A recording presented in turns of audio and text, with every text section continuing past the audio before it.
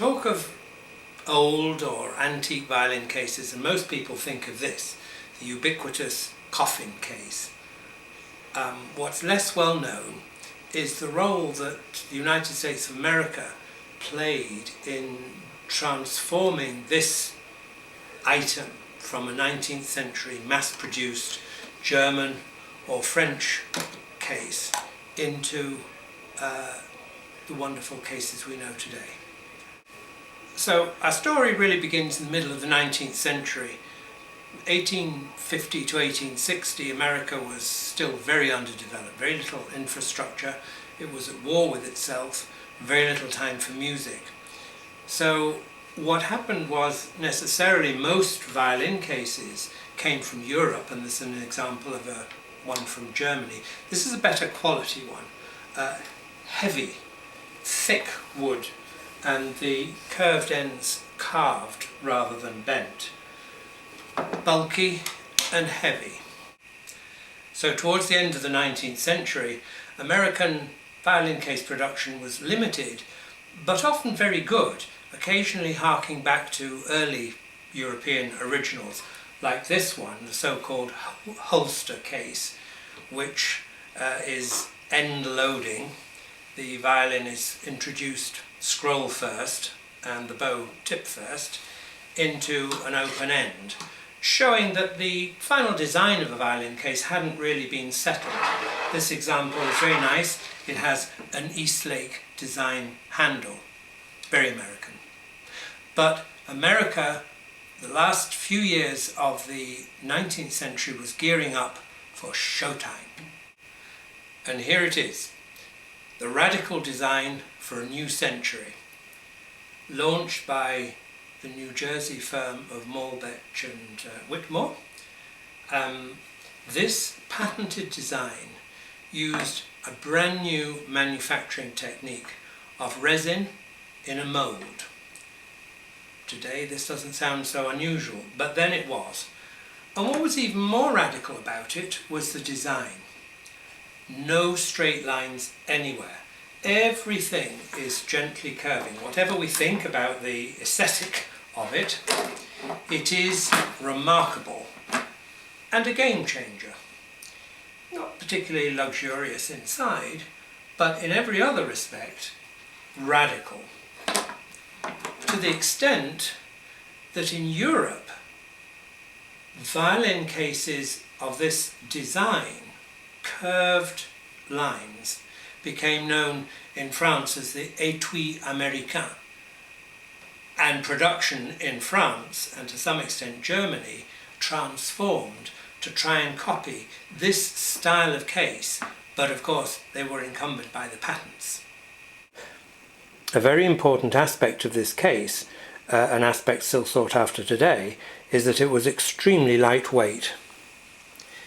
And with reason, Bull's Head Brand, who developed the case, called it New Century and launched it in 1901.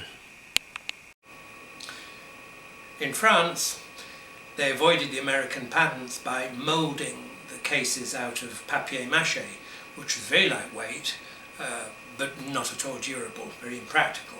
In Germany, with German thoroughness, the cases were carved, in this case out of two pieces of wood, a tour de force, and in this example lined not with plush but with silk velvet, very expensive, fashionable at the time, but not sustainable as a manufacturing method. Moving on to the 1920s, 30s and 40s, we see America exploiting its own natural resources and feeling more secure about itself. From the east coast of Florida, we have the use of the, what was not protected then, the alligator. Case sold by Wurlitzer at 10 times the cost of a normal case. The underside of the case made use of the belly of the beast and the top, the back. And from the west coast in the north, Alaska, we get the use of walrus hide, very heavy, very expensive, We know it's walrus hide because the G&S company has put a label, genuine walrus skin. Both cases, the zippered blanket, which scratches nicely the violin, but it's good to know that your blanket is always in place. So this is very rare and impossible to get now. It's probably an endangered species. But in the heyday, up to the 1940s, Second World War, these were the American cases to aim for. And if you notice, they're not black, the first ones we've seen, where black has been superseded by an alternative colour. And the last case I've chosen in this short series of American classic cases is this one, quintessentially American. Not only does it display the saddle maker's leathercraft from the West, this is a case that was commissioned by the Pyron family, hence the P, beautifully embossed, work which is still done today but is incredibly expensive. But perhaps what makes it most American is the iconography on the back, celebrating the rodeo. This looks very much like Annie Oakley from the turn of the century.